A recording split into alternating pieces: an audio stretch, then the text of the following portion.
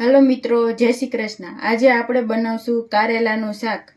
3 medium સાઇઝના કારેલા લીધા હતા, એને ઝીણા ઝીણા કાપી થોડુંક નિમક નાખી 5 મિનિટ રહેવા દીધા હતા।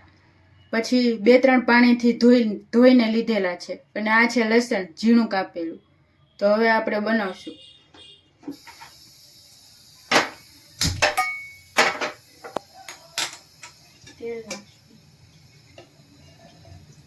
તેલનું પ્રમાણ આમાં થોડું વધારે રાખશું।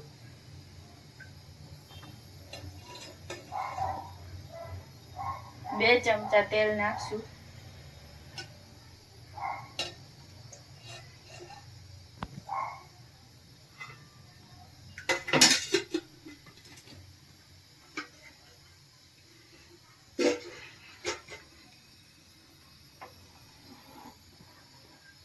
તેલ થોડું ગરમ થવા દેશું। તેલ ગરમ થાય એટલે જીરું નાખશું। એમાં 1 ચમચી જીરું થોડું ચટકે એટલે લસણ નાખશું। લસણ વધુ પ્રમાણમાં લેવાનું, એનાથી શાકનો ટેસ્ટ એકદમ સરસ આવે છે। લસણનો કલર ચેન્જ થાય ત્યાં સુધી આપણે લસણને સાંતળીશું। ધીમા તાપે લસણને ગોલ્ડન બ્રાઉન રંગનું થવા દઈશું।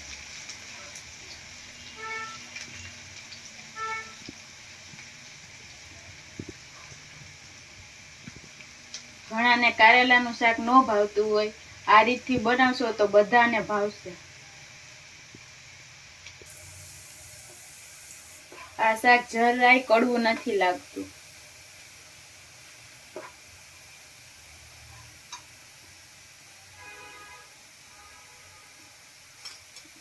હિંગ નાખીશું થોડીક, અડધી નાની ચમચી જેટલી હિંગ નાખી। ધીમા તાપે, એકદમ ધીમા તાપે લસણને ગોલ્ડન બ્રાઉન થવા દેશું।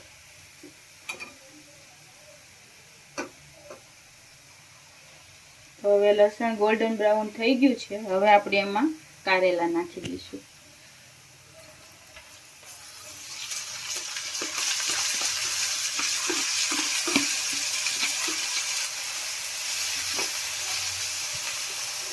મિક્સ કરી લઈશું।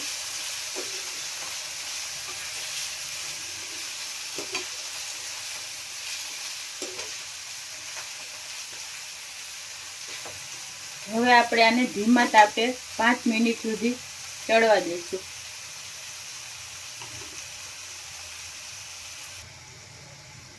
પાંચ મિનિટ પાક્યા પછી હવે આપણે એમાં હળદર નાખશું।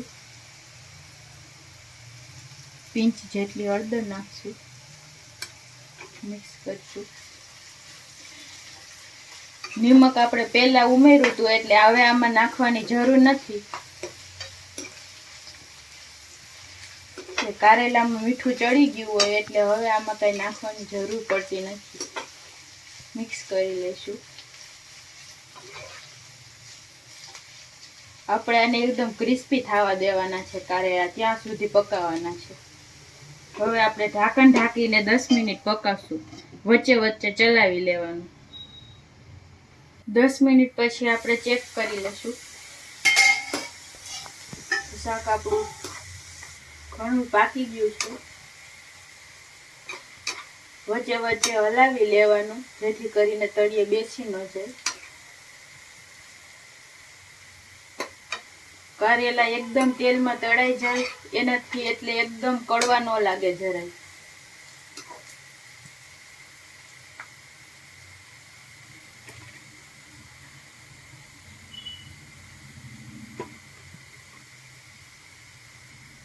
મિક્સ કરતા રહીશું।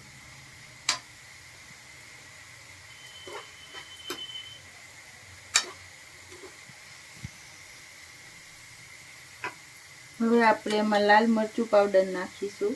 તમે તમારી તીખાશ પ્રમાણે લાલ મરચું લઈ શકો છો।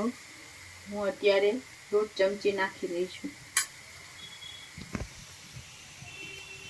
અડધી ચમચી ધાણા જીરું પાવડર નાખીશું। મિક્સ કરી લઈશું બધું।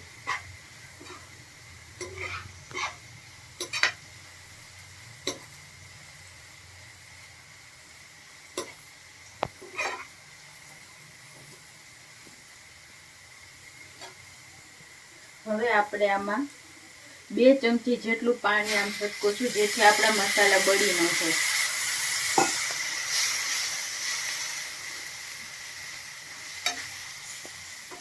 બધું બરોબર મિક્સ કરી લેશું. હવે ગેસને બંધ કરી દેશું.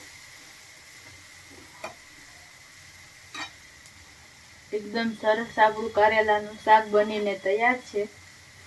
હવે આપણે એને સર્વ કરીશું. તૈયાર છે મિત્રો આપણું કારેલાનું શાક. મેં રોટલી સાથે સર્વ કર્યું છે. તમે ભાખરી, પરોઠા કે બાજરાના રોટલા સાથે પણ ખાઈ શકો છો. તમને આ શાક કેવું લાગ્યું તે કોમેન્ટ કરીને જરૂર કહેજો. અને આવા જ વિડીયો જોવા માટે અમારી ચેનલને સબસ્ક્રાઈબ જરૂર કરજો. Thank you.